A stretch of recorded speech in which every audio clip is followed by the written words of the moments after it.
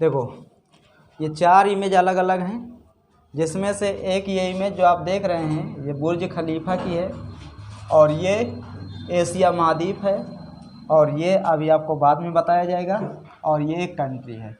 आज इसी कंट्री को हम पढ़ेंगे। इसके पहले हम ओमान को, यमन को, सऊदी अरब ये सब पढ़ लिए। आज जिस कंट्री को हम पढ़ने के लिए जा रहे हैं ये कंट्री है यूएई। ये अब देखिए, पहले तो आप यूएई का फुल फॉर्म जान लीजिए।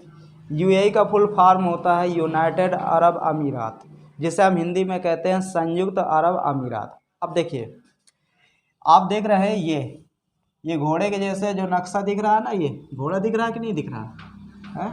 गांव में एक घोड़ा नाचाने वाले आते हैं जिन्हें क्या कहा जाता है? दुलदुल घोड़ी। कुछ लोग दुलदुल घोड़ी कहते हैं, कुछ लोग लिल्ली घोड़ी कहते हैं, है ना। तो इसका चेहरा कुछ ऐसे ही दिख रहा है। तो ये जो देश है यही तुम्हारा यूएई है।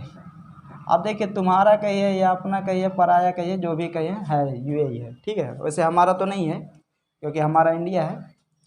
अब यूएई और भारत के रिश्ते बहुत अच्छे हैं ये बताया जाता है, और ये भी बताया जाता है कि पूरे अरब में, ये आप देख रहे हैं ये पूरे अरब में सबसे ज़्यादा अमीर अगर कोई देश है तो वो यूएई है, सबसे ज़्यादा अमीर। और इस देश की राजधानी, कुछ लोग कहते हैं दुबई है, तो इस देश की राजधानी दुबई नहीं है, इसकी राजधानी जो है वो आबू धाबी है। क्या है? आबू धाबी, ये याद रखना। यूएई की राजधानी आबू धाबी है, लेकिन इसका सबसे बड़ा अगर शहर की हम बात करें तो वो फिर दुबई पड़ जाता है। कौन सा? दुबई। अब देखिए, इस दुबई के अंदर ये आप बिल्डिंग देख रहे हैं, ये वाली, यही बिल्डिंग है बुर्ज खलीफा। ये बुर्ज खलीफा, एक गाना इसमें बना था, दिलवा दूं तुझे बुर्ज खलीफा, आया था कि नहीं आया था? अब देखिए, बुर्ज खलीफा दुबई के अंदर है और दुनिया की सबसे ऊंची इमारत है। और ये भी बताया जाता है कि इस बुर्ज खलीफा में जब शाहरुख खान की कोई फिल्म रिलीज होती है या शाहरुख खान का कोई बड़ा फंक्शन हो दुबई के अंदर या उसका जन्मदिन हो, तो इस बुर्ज खलीफा में उसका ऐड दिखाया जाता है। देख रहा है ये वही शाहरुख खान है। देखिए, ये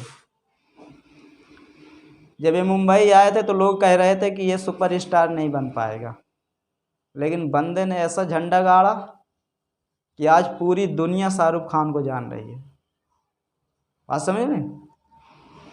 1992 में जब इसकी मूवी आई थी शाहरुख खान जी की दीवाना, आप देखे होंगे, लेकिन उसके पहले दिलासना की शूटिंग हुई थी, लेकिन वो रिलीज नहीं हो पाई थी किसी कारण। दीवाना रिलीज हुई थी, साइड में थे ये, मेन में ऋषि कपूर थे।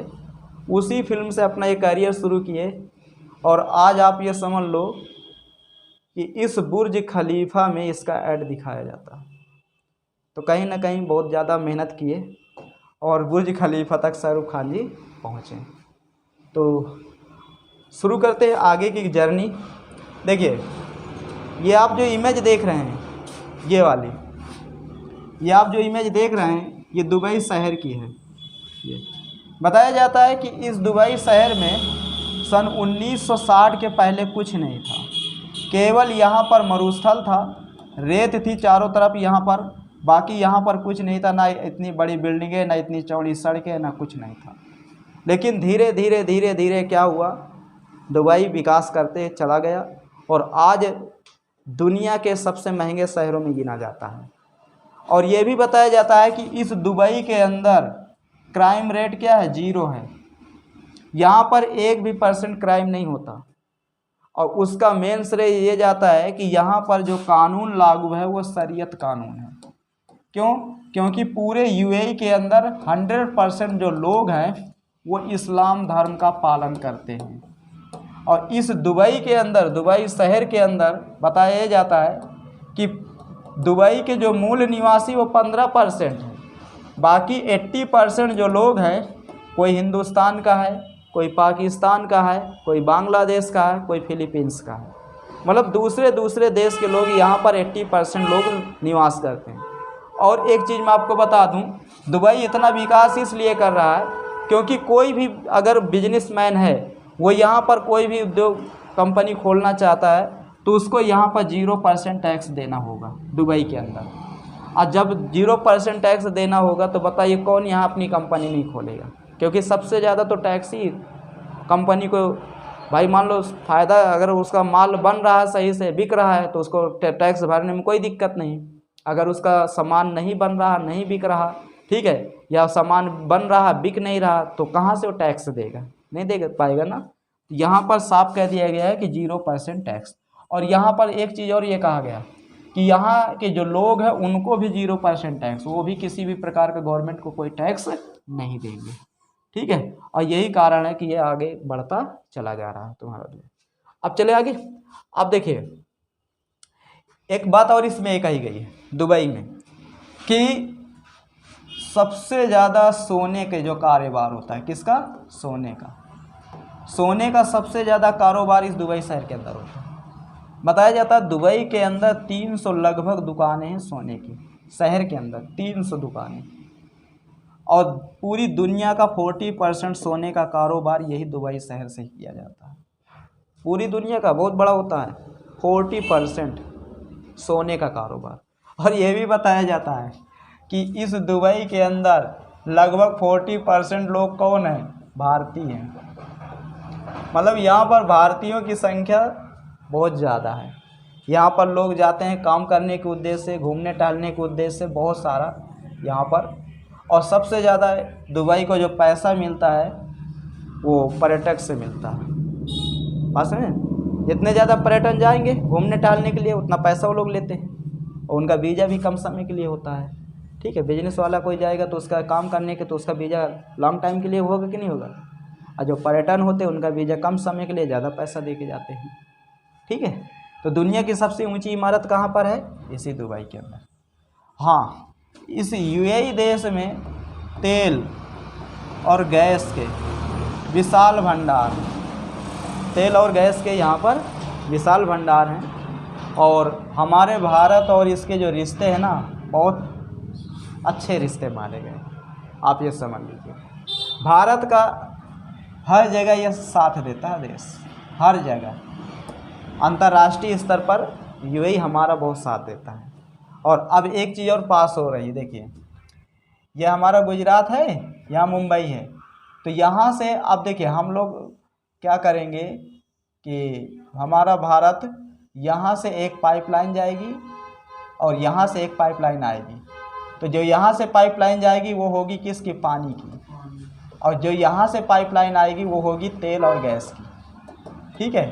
मतलब यहाँ से तेल और गैस जाएगा यहाँ से, और यहाँ से पानी जाएगा।